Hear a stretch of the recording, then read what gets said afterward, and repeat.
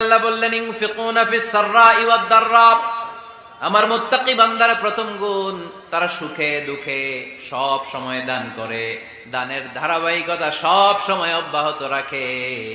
যারা সুখে দুঃখে সচ্ছল অসচ্ছল সব অবস্থায় দান করে তাদের নাম হলো মুত্তাকি। মুত্তাকিদের প্রথম বৈশিষ্ট্য দান করে। আপনারা দান করেন তো? কিশোরগঞ্জের ভাইয়েরা সবাই করেন? করেন তো?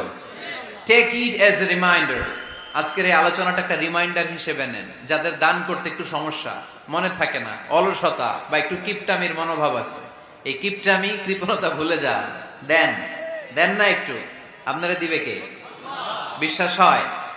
দিলে বাড়ে, দিলে না দিলে কমে। কারণ আপনি দিলে আপনারে দিবে কে? তবে গোপন অবস্থায় দেওয়াটা উত্তম। প্রকাশ্য দান করলে আল্লাহ কবুল করেন, ওইটাতেও সওয়াব আছে, কিন্তু গোপনে দান করলে বেশি খুশি হয় কে? গোপনে দান করলে আল্লাহর রাগ ক্রোধ কমে যায়। আপনার কোনো পাপের কারণে আল্লাহ যদি আপনার উপর রেগে থাকে, আপনি গোপনে কিছু দান করে দেন, ওই রাগটা মুহূর্তেই ঠান্ডা হয়ে যাবে।